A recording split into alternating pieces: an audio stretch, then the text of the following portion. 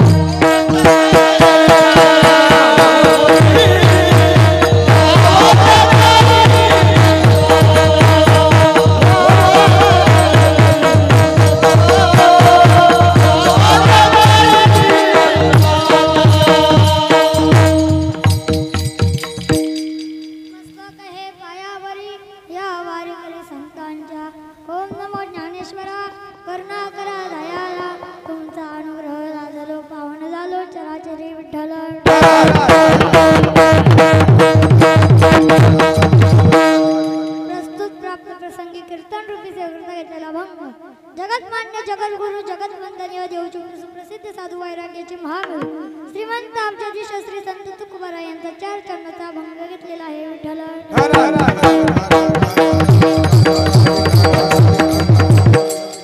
हा अभंग संतांचा महिमा सांगणार आहे। कीर्तन रूपी सेवा चालू करण्यात आधी थोडासा परिहार देणं भक्ताचं कर्तव्य आहे। ज्ञानेश्वरी आध्यात्मिक बाल ज्ञानेश्वरी आध्यात्मिक वारकरी शिक्षण संस्थेतील शिबिर आणि वर्ष दुसऱ्या वर्षातील 6व्या दिवसाची सेवा माझ्याकडे आली. तसेच 4थ्या दिवसाची होती. काही कारणास्तव 6व्या दिवसाची आली. माझे भाग्य समजतो आणि आज मातृदिन आहे. माझे भाग्य समजतो. मातृदिनाच्याच दिवशी कीर्तन रूपी सेवा आली.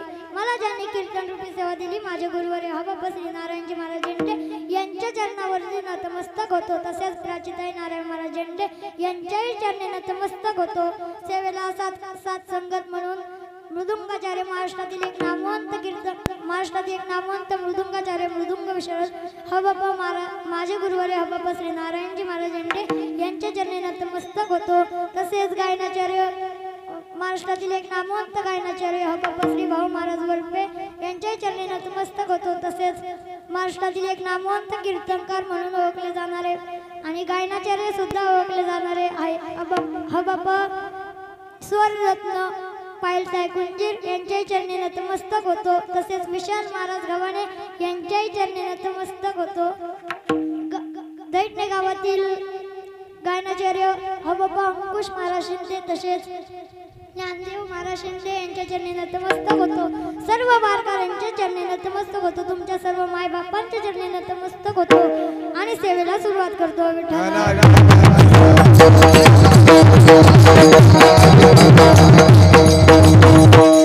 आलिंगन घडे मोक्ष सायुज्याचा जोडे ऐसा संतांचा महिमा झाली बोला याची सीमा.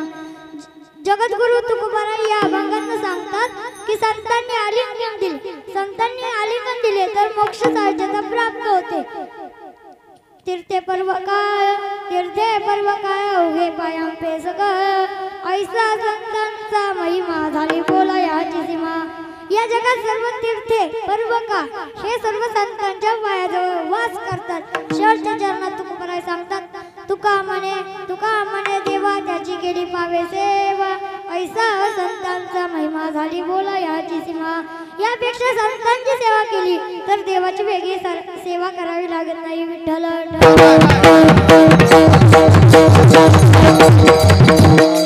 जगद्गुरु तुकोबाराय सांगतात प्रस्तावना करताना सांगता येते की हा नरदेव मेळणं दुर्लभ आहे. कसा आहे नरदेव मेळणं कसा आहे दुर्लभ आहे. त्यासाठी चाणक्य या ग्रंथातील श्लोक आहे पुनर्वित्तम पुनर्मित्रम पुनर्भार्या पुनर्मय एतत् सर्वं पुनर्लभ्यं न शरीरं पुनः पुनः.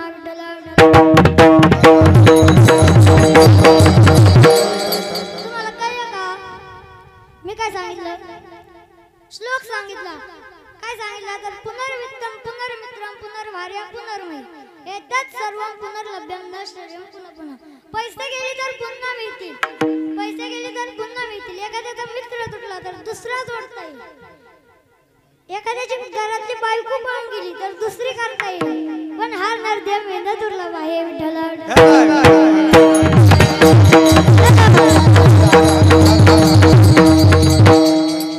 सर्वच गावातील दैठणे गावातील या गाडमुडी गावातील सर्व खामगाव पंचक्रोशीतील लोक आलेले आहेत. म्हणजे व्यक्ती आलेले आहेत. कशासाठी तर कीर्तन ऐकण्यासाठी. कीर्तनाला अभंग घेतला. कीर्तनकारांनी अभंग घेतला आलिंगन घडे मोक्ष सायुज्य. आणि आलिंगन काय? आलिंगन म्हणजे काय? एखाद्याला गळा भेट म्हणे. बरोबर का चुकलं? संतांनी आपल्याला आलिंगन दिलं तर मोक्ष सायुज्यता प्राप्त होते असं सांगता येतं. विठ्ठल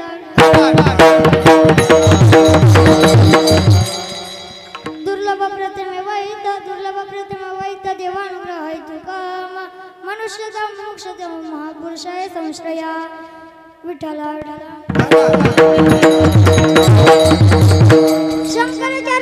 शंकराचार्य सांगतात देवाच्या कृपेशिवाय मानव देह मिळणं दुर्लभ आहे. संतांचा संगच प्राप्त होत नाही. महासंग सुदुर्लभ अमोघस्य. विठ्ठल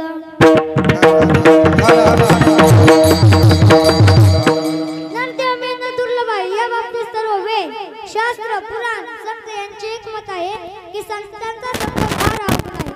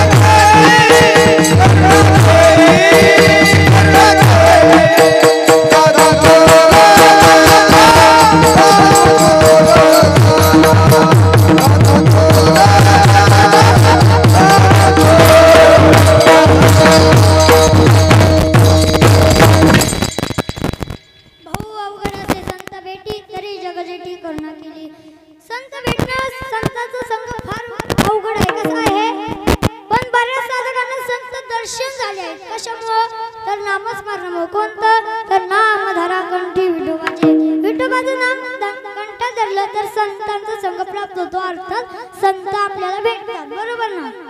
तात मिले कुणी मात मिले, तात मिले कुणी मात मिले, सतव्रात मिले उदय कोदाय, राज मिले गजबाज मिले, सब साज मन पांजिताय, लोक मिले सुर लोक मिले, लोक मिले सुर लोक मिले, विद्या लोक मिले वैकुंठ जाय, सुंदर और मिले संत समागम दुर्लभ भाई विठ्ठल।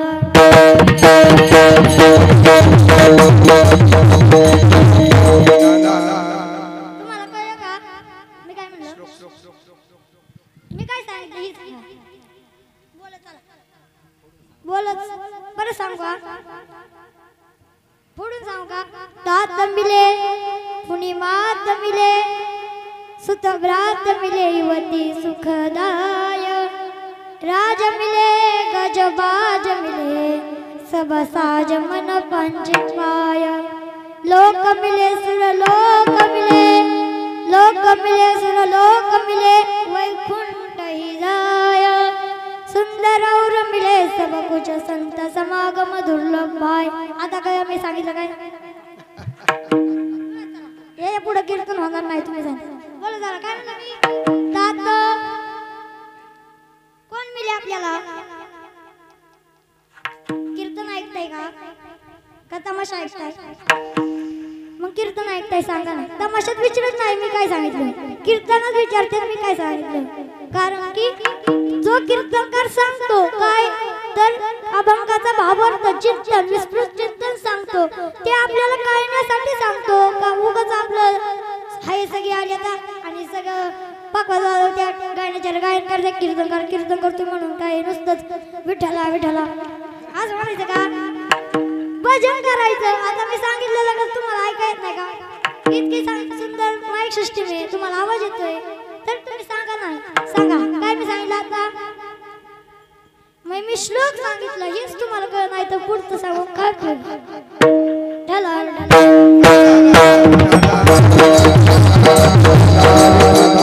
मी सांगितलं सगळं भेटतात आपल्याला, सगळे भेटतात, लोक भेटतात, नात मिळतात, सगळं भेटतात, संत भेटत नाही. फक्त कोण भेटत नाही?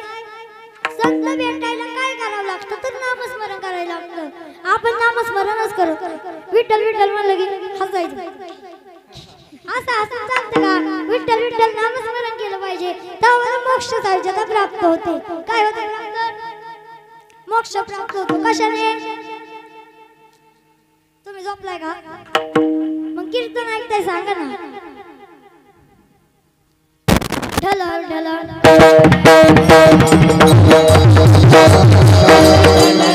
आता तुम्ही कीर्तन बघत नाही, दुसरंच काहीतरी बघताय. असं बघताय का महाराज किती चतुर आहे? असं बघताय का महाराज किती सुंदर दिसतो? असं बघत नाही ना. मग मी सांगितलं सांगत जा ना. श्लोक सांगितला, परत अभंग सांगितला, भाऊ अवघडाचे संत भेटी तरी जगजंडी करून केली विठ्ठल.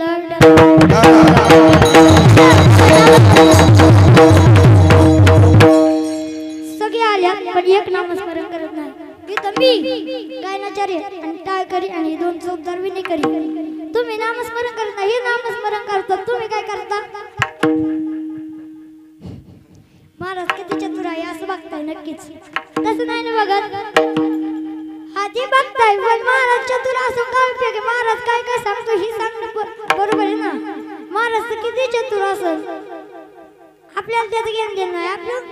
आपल्याला जो महाराज सांगतो ते आपण या कानाने ऐकायचं आणि हे कान बंद करायचं. कसा? असं दाखवून द्या ऐकलेलं म्हणजे मध्ये डोक्यात घुसतं, मग तिथं अख्ख्या अंगावर प्रकाश पडतो.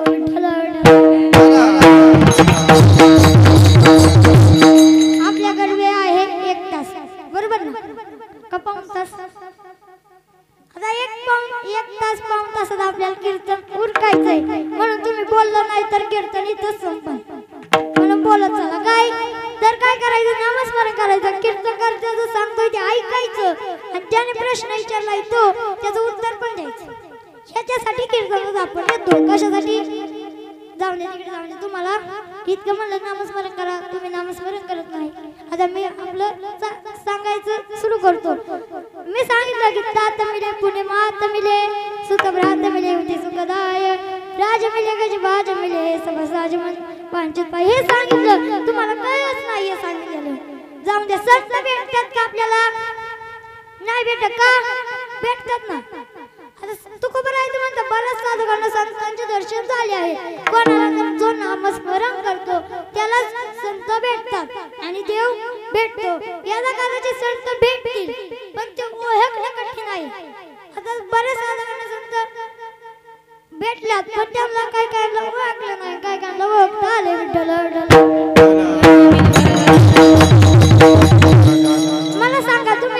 मला सांगा आपण सांगतो की मी माणूस आहे आणि कीर्तनकार सांगतो मी कीर्तनकार आहे बरोबर ना पण संत सांगतात का मी संत आहे बरोबर आहे का चुकीचं आहे का बरोबर आहे संत सांगतात का मी संत आहे बोला चला ज्ञानेश्वरीतील ओव्या सांगितल्या किती मस्त येतात ना शाळा शिकलाय का मस्त येतात मग सांगा ना मी 2 ओव्या सांगितल्या काय तो वाचस्पतीचे पाडे तरी सर्वज्ञाचा जोडे असं सांगितलं हिरा आपली किंमत सांगतो का संतान म्हणजे हिऱ्याचं काम हिरा सांगतो का की माझी एवढी किंमत आहे सांगत नाही त्याची किंमत जेव्हा हिरपावतो किंमत ठरवतो काय याची 1 करोड किंमत आहे तुम्हाला घ्यायचं आहे का बोला मी देतो मी देतो हिरा म्हणजेच माझे संत देतो मी तुम्ही नामस्मरण करा फक्त डाला डाला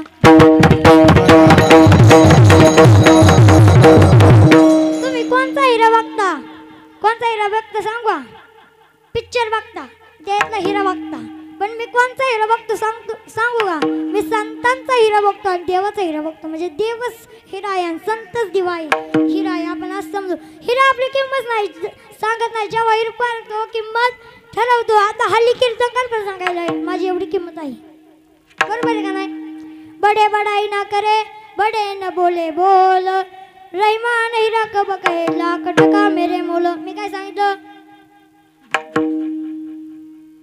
ढाला ढाला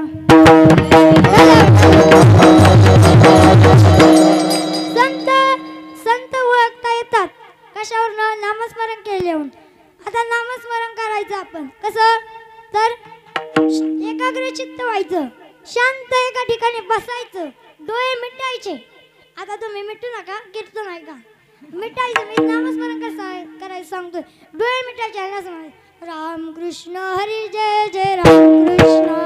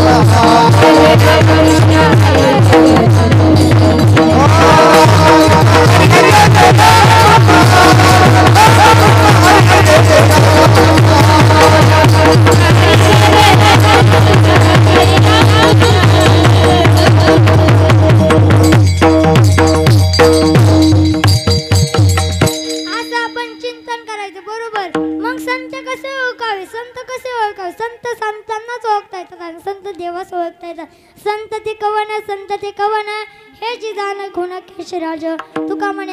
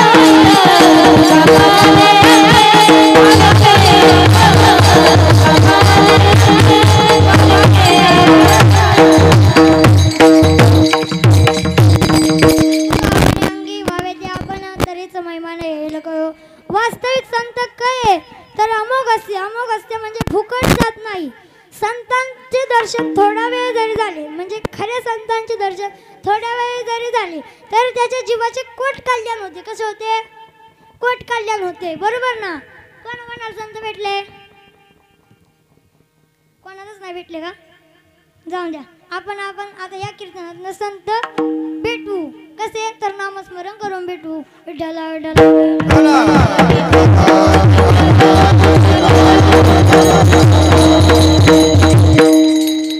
कथा एक दृष्टांत सांगतो. कथा वशिष्ठ व विश्वामित्र हे तिन्ही ऋषी एकाच काळातील होते. बरोबर ना? वशिष्ठ हे ब्राह्मण कुळात जन्मल्यामुळे हे ब्राह्मश्री होते. कोण होते? ब्राह्मणश्री. कोण होते? ब्राह्मश्री.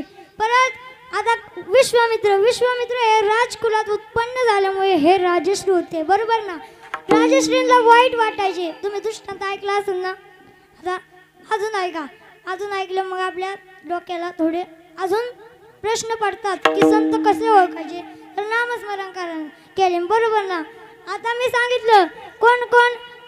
विश्वामित्र हे राजकुळात उत्पन्न झाल्यामुळे राजश्री. पण राजश्रींना वाईट वाटायचे. कारण ब्रह्मश्री ही पदवी राजश्री ही पदवी ब्रह्मश्रीच्या खालच्या प्रतीची होती. बरोबर ना? बरोबर आहे का नाही?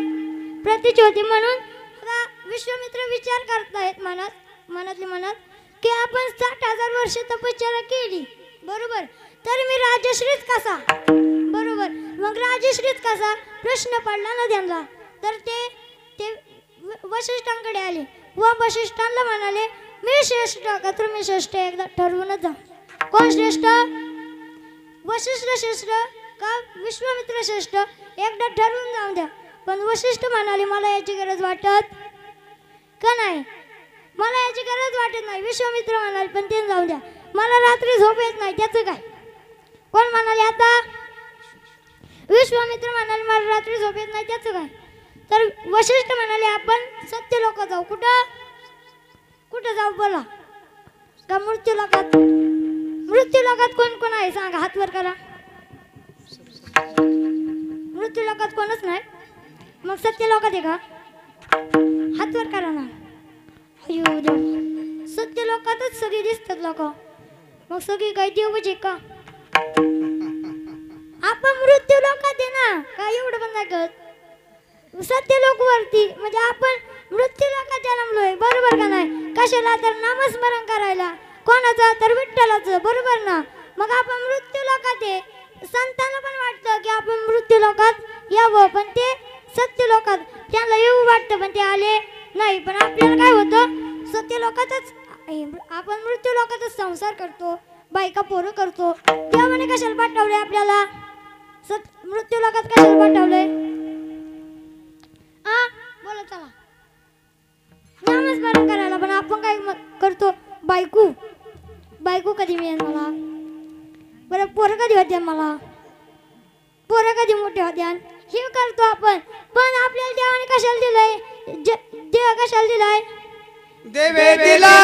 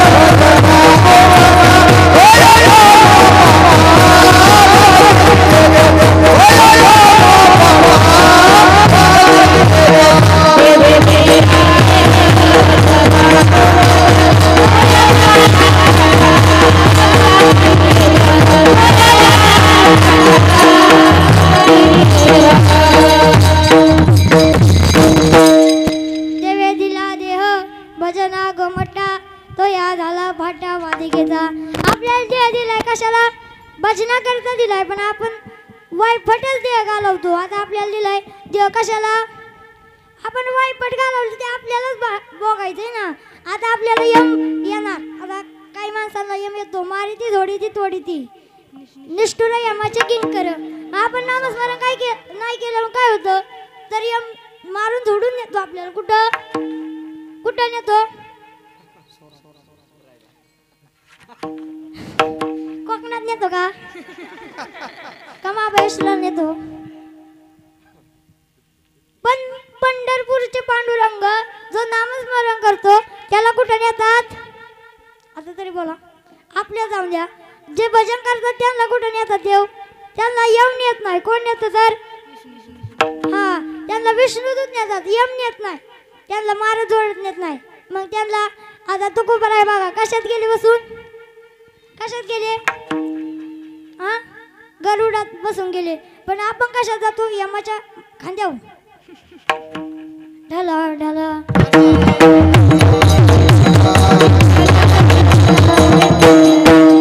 भजन करायला दिलाय ते जाऊन द्या. मृत्यू लोकात साधक करण्यासाठी मृत्यू लोकातले लोक खोटं बोलतात. आता आपण कोर्टाचा विषय काढू. वकील खोटं बोलतो बरोबर. कशा करता? केस जिंकायला. आणि ती कशाला? कोणाला आवडतात ते सांगा? कोणच नाही आवडत. पैसे काय घेता? आता दुकानदार पैसे घेतो बरोबर. बरोबर का नाही? मग दुकानदाराला पैसे आवडल्याशिवाय घेतो का नाही आवडल्याशिवाय घेतो? मग सगळ्यांना पैसे आवडतात बरोबर. वकील पैशासाठी खोटं बोलतो, पण न्यायाधीश सुद्धा पैसे खाऊन खोटा न्याय देतात बरोबर. आता असं असतं, एक दोन असे पक्ष असतात. आपण पक्ष समजू. दोन असतात पक्ष. याचा एक वकील, याचा एक वकील आणि एक न्यायाधीश बरोबर. न्यायाधीशाला पैसे लागतात, वकिलांना पैसे लागतात. मग ते कोण देतो? कोण देतं? आपणच देतो ना त्यांना. आणि मग ते पैसे घेतात बरोबर. पैशाचं काय करतात? गरीब भाजीपाला आणतात का गरीब पांडुरंगाची मूर्ती आणतात? हा, आपण आणतो भाजीपाला. परत बायकोसाठी साडी, मुलांसाठी कपडे. पण त्याचा पैशाचा काहीतरी उपयोग करायला पाहिजे ना. आपण पैसे घेतो म्हणजे त्याचा काहीतरी फायदा झाला पाहिजे का नाही आपल्याला? आपण नुसतं पैसे घेतो, भाजीपाला आणतो, आणा खावा. पण काय खावा? व्हेज. काय खावा? काय खावा? मग व्हेज मध्ये काय काय खावा?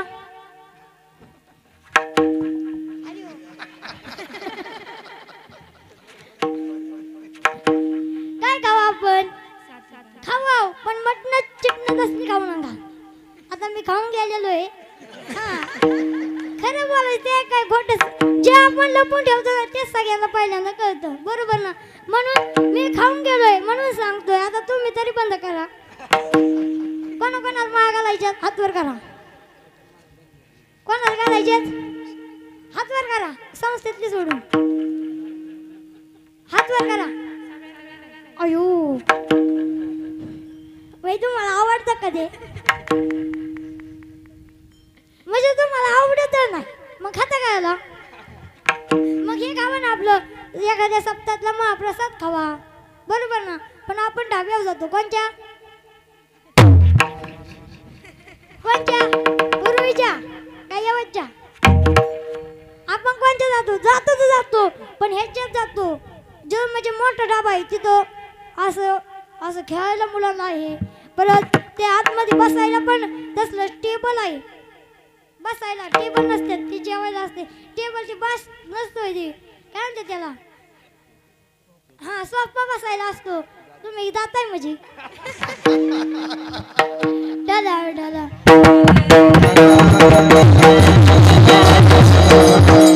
आता वेळ किती राहिला सांगा?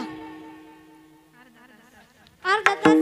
आपल्याला त्याच्यात आई सांगायची कारण की आज मातृ कोणाला आई आवडती हात वर करा. आणि कोणाला वडील आवडतात? सगळ्याला आवडतात हो ना. मग मी सांगू ना. आणि कोणाला माझे राजा आवडतात, छत्रपती राजा आवडतात हात वर करा. शिवचरित्र पण सांगायचं ना. कवी कमी पुरण पाडला तर पाडला. कीर्तन किती चालू झालंय? तसं मी 1.5 तासच करणार आहे कारण की लहान मुलं आहे. तुम्हाला काय आपल्याला जिथं बसलं तरी आयो असं होतं. जाऊन दे हस, आपल्याला हसवायचं नाही, आपल्याला काय करायचं चिंतन विठ्ठला विठ्ठला. आता आपण सगळे हसलोय बरोबर, सगळे आनंदात आहे बरोबर. मग हात वर करा आणि आता कोणतं भजन करायचं? का माझी पुरी भाजी आयो जेवायचंय का तुम्हाला? हा, जे कीर्तन झालं हाय अमृत चपाती आहे बरोबर. अमृत चपाती पापड सगळं काय असेल ते आहे, तुम्हाला लागतंय ते आहे. मग तुम्ही आता हातवर करा. जे नाही करत त्याला यम घेऊन जातो आणि जे करतो हातवर त्याला पांडुरंग परमात्मा विष्णू देतात. हातवर करा. जे राहिलंय त्यांनी हातवर करा. वारकरी टाळकरी सोडून त्यांनी टाळ वाजवा. विठ्ठल माझा माझा. आपल्याला अहंकार आहे पण असं कधी सांगायचं नाही मी माणूस आहे. असं सांगायचं की मी देवाचा शिष्य आहे. काय मी देवाचा शिष्य आहे असं सांगायचं. पण आपण म्हणतो मी माणूस आहे, मला नाही जमलं, त्याला कसं जमलं बरोबर का नाही? आता मी करू शकलो नाही, ते पण करू शकणार नाही, हे आपल्याला अहंकार आहे. आता भांडण होतात, आता बायांच्या भांडण होतात बरोबर. आता यांच्यातलंच उदाहरण आहे. एक इकडून वरातून एक इकडून वरात, त्याच्या घरची ह्याच्या घरची. नाही मीच काय केलं तीच काय केलं. अरे देवा हे काय भांडण सकाळच्या वारी लागतं पण ज्याचा अहंकार जातो तो देवच होतो आणि ज्याचा अहंकार येतो त्याला काय देतात? तो वाया जातो. म्हणजे त्याच्याकडे देव लक्ष देत कोणाकडे देतात? मग अहंकार गेला तुका म्हणे देव झाला. जो नम्र आहे त्याला देव नेतात कुठं?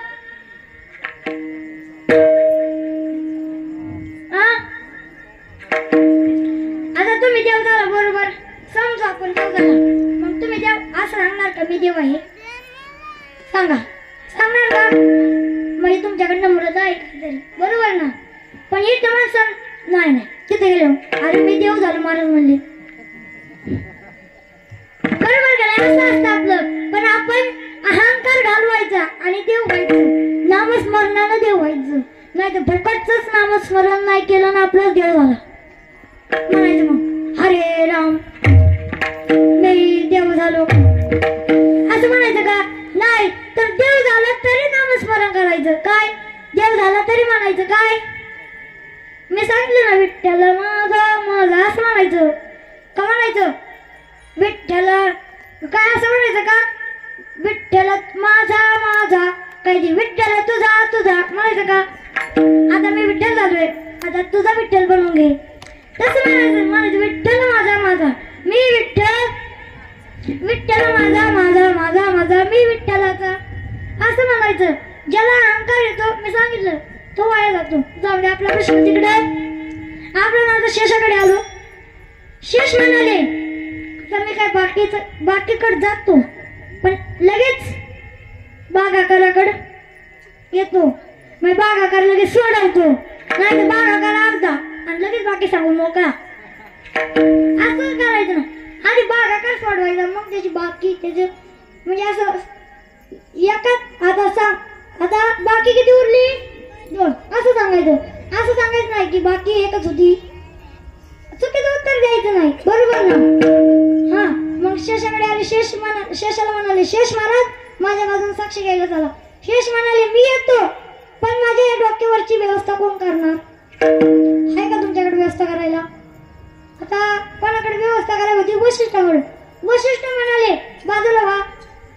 कोणाला म्हणाले? शेषाला बाजूला व्हा. त्या ठिकाणी त्यांनी दंड ठेवला. म्हणजे काय काय काठी. पृथ्वीने अजिबात हालचाल केली नाही. कुणी? पृथ्वीने अजिबात हालचाल केली नाही बरोबर आहे ना. म्हणजे त्यांच्या लंगोट मध्ये एवढं सामर्थ्य, त्यांच्या कमंडलमध्ये एवढं सामर्थ्य, परत दंडामध्ये म्हणजे काठीमध्ये पण एवढं सामर्थ्य आहे. मग आपल्यात काय? आपलं कोणतं सामर्थ्य आहे? आपल्यात पण सामर्थ्य पाहिजे की देवाचं नामस्मरण करायचं बरोबर आहे ना.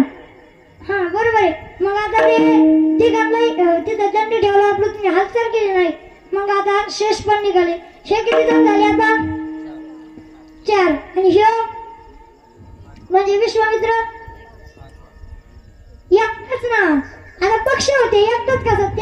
जागा बदलली का? नाही, त्याला अहंकार होता मीच आणि माझे. बरोबर ना? मी व माझे काढले की आपला संसार ब्रह्मरूप होतो. संसारात आपल्याला अहंकार आहे म्हणजे मी व माझे आहे. मग ते काढलं की काय होतं? संसार ब्रह्मरूप होतो. मग ते हे चौघ आणि हे एकटा. मग आता कोण जिंकणार? कोण जिंकणार? हे चौघ का हा एकटा? सांगा. आता विश्वामित्रांकडे नम्रता आली. हे तिघाले विश्वामित्र बघतात.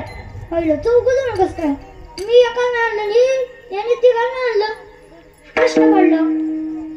पण आता ब्रह्मदेव म्हणाले न्याय झाला. न्याय झाला. काय म्हणाले? न्याय झाला. आता ठरवा तुमच्यात कोण श्रेष्ठ. बरोबर का नाही? आता यांच्या श्रेष्ठ कोण?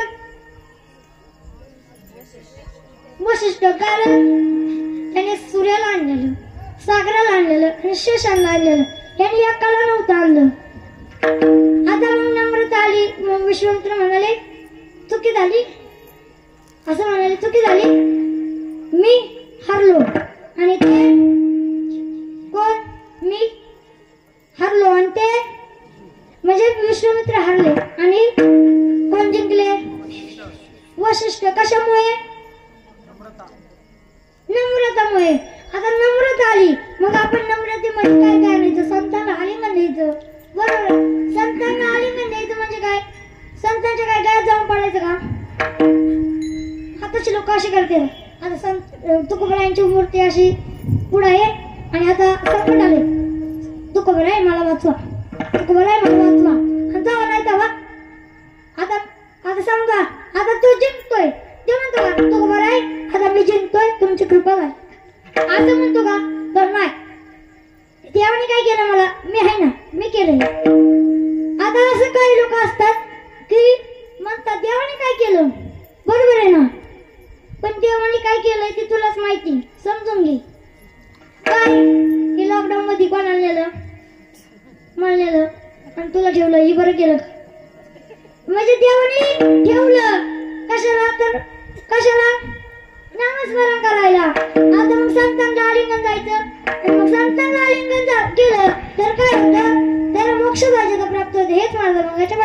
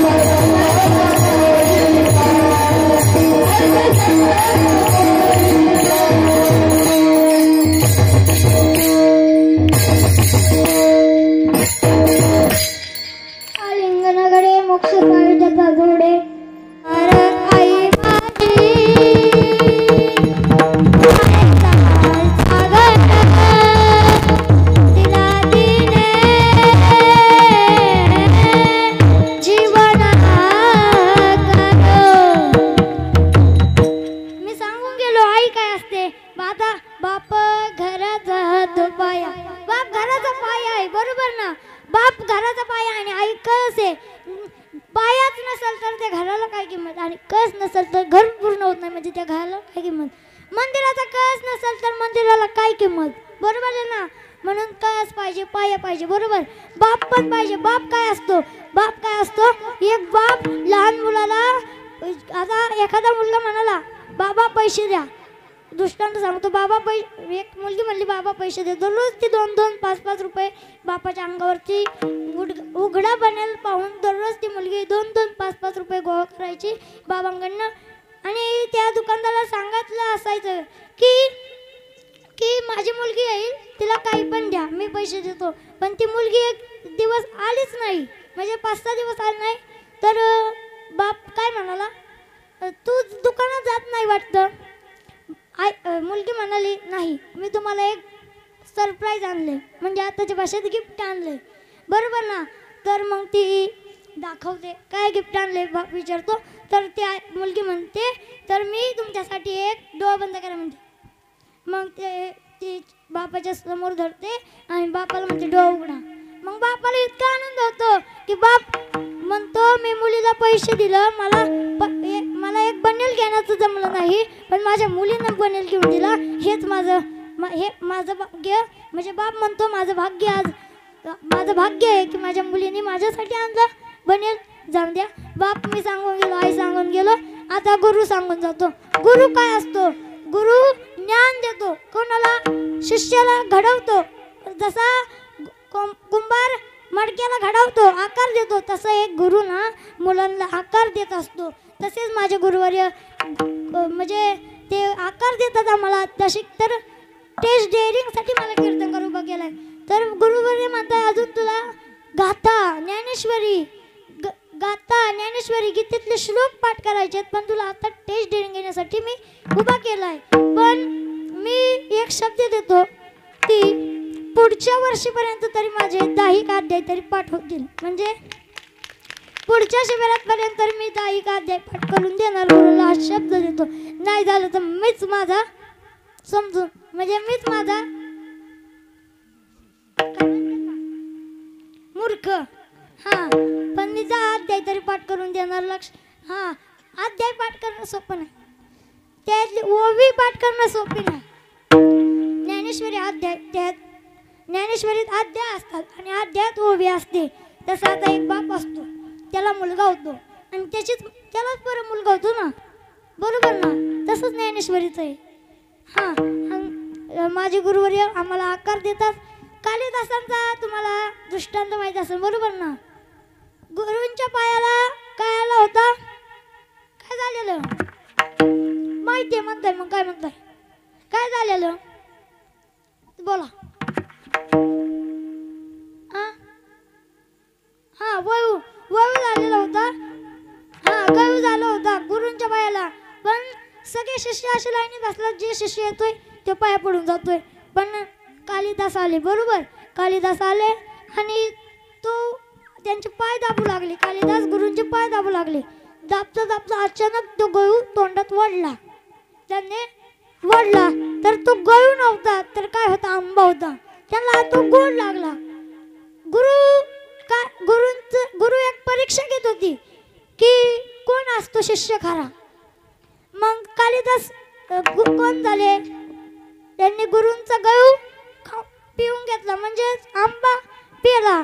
मग आता कालिदासांचे गुरु कोण,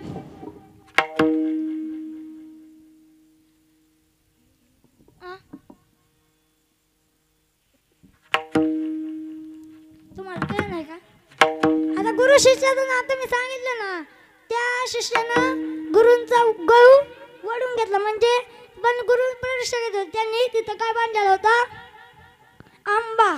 काय बांधलेला होता, आंबा. सगळ्यांना आवडतो ना. पण तुम्ही काय म्हणलं असता, आताचे शिष्य काय करतात, अयो मी गळू पेलो, मा तोंड कसलं व्हायचं. पण कालिदास खरेच गुरु शिष्य होते, पण ते डायरेक्ट संत झाले. कशामुळे, गुरूंची सेवा केली. आणि गुरु म्हणजे निस्सीम भक्ती असते गुरुवर. काही शिष्यांची पण निस्सीम भक्ती असते. काय आता गुरूंनी सांगितलं पाठांतर करा, मागं जाऊन काय म्हणतात, त्यांचं कामाची सांगायचं पाठ करायचं. असं नाही, गुरु काय असतं मी सांगून गेलो, बरोबर ना? गुरु सांगणं गरजेचं आहे, गुरु करणं पण गरजेचं आहे. बाबा मामांचे गुरु कोण? मुळे महाराज. म्हणजे काय काय ऐकलं असं बाबा मामाला, मी बाबा मामांना सांगितलं, बरोबर ना? तसं बाळू मामांनी गुरु केला, बरोबर ना? तसंच आम्ही पण एक गुरु केलाय, आणि तो गुरु म्हणजे आम्हाला 8 महिने कीर्तनकार बनवतो. भाग्य आहे ना, म्हणजे काहीतरी पुण्य आहे आमची. 4-5 कीर्तनकारांना आता वेळ झालाय. खरं तर किती वाजल्यात? 9:15, बरोबर ना? 9:30 झाले. त्यामध्ये 1.5 तास म्हणलेलं का ना मी कीर्तन करणार. आता पिंग्या घ्यायचं आपल्याला, थोडंसं बोलतो अजून आणि शेवट करणार आहे. गुरुंचा त्यांनी कवी वडून घेतला, बरोबर? गुरु शिष्याचं आता सांगितलं मी, बरोबर? आणि आता गुरु असणारे आमचे हबाप श्री नारायणजी महाराज झेंडे. मी आईचं सांगितलं, आई माझी मायेचा सागर. तशाच आई समान म्हणजे आईच असणाऱ्या पहिली आई म्हणजे मी समजतो माझी पहिली आई तर खरी त्याच असेल, ते म्हणजे मला शिकवतात. मला आध्यात्मिकची आवड म्हणजे लहानपणापासून असणार होती, पण मी आलो पहिल्याच वर्षी हरिपाठ. माझा काय अंकार आला नाही, मी सांगतोय. त्यांनी 8 महिन्यात घडवलं आहे मला. त्यांनी 8 महिने घडवलं सोपं नाही. काय संस्थेत तर 6 महिने ही 6 वर्ष झालं तरी हरिपाठ पाठवत नाही, 2 वर्ष झाली. पण यांनी 8-9 महिन्यातच सगळ्या मुलांचा हरिपाठ करून, आता काकडा पण अर्धा पाठ झाला, काय कायचं पाठ करून काय कीर्तनकार करतात. 4-5 कीर्तनकार तुम्ही ऐकले असतील, 2, आता मी 3रा आहे. उद्या ज्यांचा वाढदिवस असून माझे मित्र, उद्या ज्यांचा वाढदिवस पण आहे आणि कीर्तन पण आहे आणि त्यांची पंगत पण आहे. वैभव महाराज कोणचे ज्यांचं उद्या कीर्तन आहे. तसंच काल ज्यांचं झालं त्या म्हणजे श्रावणताई कुंजीर. तसेच 8 तारखेला ज्यांचं झालं महाराष्ट्रातील एक 3रं कीर्तन होतं. महाराष्ट्रातील एक नामवंत कीर्तनकार. पहिलं त्यांचं होलीवाडी, नंतर पेठगाव, नंतर इथं झालेलं आता ते म्हणजे आर्य महाराज चौधरी. आणि काल ज्यांचं झालं त्यांचं पहिलंच कीर्तन होतं, पण त्यांनी सुंदर कीर्तन केलं. त्यांच्यासाठी टाळ्या वाजवा. म्हणजे त्यांनी त्या म्हणजे मडक्याला आकार दिला. आम्ही मडकं आहे, बरोबर? आणि आम्हाला आकार दिलाय त्यांनी. आकार कसा दिलाय तर असं त्यांनी केलं नाही की पाठच करून घेतलंय, खेळ पण खेळायला लावल्या, शिक्षण पण करून घेतलंय. आता कालच्या कीर्तनकाराला 94% मार्क पडले 6वीला. त्या दिवसाच्या कीर्तनकारांना 78% मार्क पडले, म्हणजे सरासरी 80. आणि उद्याच्या कीर्तनकाराला त्यांचा वर्गात 2रा नंबर आलाय. त्यांच्यासाठी टाळ्या वाजवा. सांगणं कर्तव्य आहे माझं म्हणून मी सांगून जातो. वैभव महाराज कुंजीर त्यांचा वर्गात 2रा आलाय आणि मुलांच्यात पहिला नंबर आलाय, मुलींच्यात 2रा, म्हणजे अख्ख्या वर्गात 2रा आलाय, बरोबर? मग त्यांचं उद्या कीर्तन आहे. त्यांच्या कीर्तनाला पण बहुसंख्येनं उपस्थित राहा, याच्यापेक्षा पण जास्त उपस्थित राहा. म्हणजे एवढे येणार आहे ते याच, पण आज पण बोलून घ्या, कारण की छोटे महाराज आहेत आणि ज्यांचं उद्या कीर्तन आहे ते पण उपस्थित आहेत. ज्यांचं सर्वांचेच कीर्तन संस्थेत झालं, तसं जर म्हणा माझं कीर्तन नव्हतं. महाराष्ट्रात एक नामवंत कीर्तनकार विशाल महाराज घावाणे यांचं कीर्तन होतं, पण त्यांनी पण मान्य केलं की मी परवा दिवशीच कीर्तन करतो. नाही कीर्तनकार काय म्हणजे नाही, माझं कीर्तन मला कीर्तन त्या दिवशी मी करू शकत नाही. पण ते महाराज म्हणाले नाही की मी कीर्तन करू शकत नाही, माझी तारखेला मी करतो. पण त्यांनी केलं बाबा. त्यांच्या चरणी नतमस्तक होतो. महाराष्ट्राचे एक नामवंत मृदुंगाचार्य, मृदुंग अलंकार, मृदुंग सम्राट, ज्याला महाराष्ट्राचे वैभव समजले जातात. दौंड तालुक्याचे, पुणे जिल्ह्याचे, महाराष्ट्र राज्याचे वैभव समजले जातात. त्यांनी ज्ञानेश्वरी आध्यात्मिक वारकरी शिक्षण संस्था पण खोललेली आहे. माझेच गुरुवारी हबाप श्री नारायणजी महाराज झेंडे यांच्या चरणी नतमस्तक होतो. ते म्हणजे माझे 2रे वडीलच समजतो मी. आणि तसेच आई समान असणाऱ्या जे 2 मुलींना संभवणं आम्हाला सांभाळतात, पण त्यांचं मुलींकडे लक्ष नसतं, आमच्याकडलं लक्ष असतं. मला वाईट वाटतं, काय वेळेस त्यांचं लक्षच नसतं, आमच्याकडे असतं. म्हणजे ते आमच्यावर किती प्रेम करतात बघा. तुम्ही टाका ना मग संस्थेत मुलं, बघा तुमची मुलं कशी होती. आता कीर्तनकार होते नाही कीर्तनकार झाला तरी चालत, नाही गाण्याचार्य झाला तरी चालत, नाही पखवाजवादक झाला तरी चालत, पण त्या मुलाला संस्कार तरी घडून येणार. संस्कार घडवण्याचे काम हबप्पा श्री नारायणजी महाराज झेंडे करतायत. माझेच गुरुवर्य, गुरु सद्गुरु म्हणलं तरी चालत, त्यांना सद्गुरूच आहेत. गुरु हबप्पा श्री नारायणजी महाराज झेंडे यांच्या चरणी नतमस्तक होतो. तसेच महाराष्ट्राचे एक नामवंत कीर्तनकार हबप्पा सौ प्राचीताई नारायण महाराज झेंडे यांच्या चरणी नतमस्तक होतो. वेद आलाय गायनाचार्य भाऊ महाराज वरपे, तसेच महाराष्ट्राचे एक नामवंत कीर्तनकार पाहिलताई महाराज कोंजीर, तसेच महाराष्ट्राचे एक नामवंत कीर्तनकार विशाल महाराज गव्हाणे, दैठणे गावातील भजनी मंडळ अंकुश शिंदे, तसेच ज्ञानदेव शिंदे, सर्वच बालगोपाळ आणि दोन चोपदा त्यांच्यासाठी जोरदार टाइम. त्यांना एक फ्री फटका असतो, पण त्यांनी तसं काय केलं नाही. त्यांच्याही चरणी नतमस्तक होतो. तसेच छोटे विणेकरी, मला इथं पंचपती घेताना विणा धराय नव्हते, त्यांनी 2 तास विणा धरला, त्यांच्यासाठी एकदा जोरदार टाइम. आता थोडा वाद झाला त्याच्यावरनं, पण त्यांनी विणा पण घेतला. आता उद्या विणा घेणार आहे त्याचा जोडीदार. त्यांच्या चरणी नतमस्तक होतो. सर्वच विद्यार्थ्यांच्या पालकांच्या चरणी नतमस्तक होतो. पेठगाववरनं, वैतीगाववरनं, तसेच नायगाववरनं, परत दैठणे गावातून आणि पुण्यात पाऊस यायला लागला का? दैठणे गावातून बहुसंख्येनं लोक उपस्थित राहील. तुमच्या चरणी नतमस्तक होतो. खरंच तुमचं माझ्यावर प्रेम आहे, पण मी गावाचं काय सांगणार नाही. वेळ झालाय.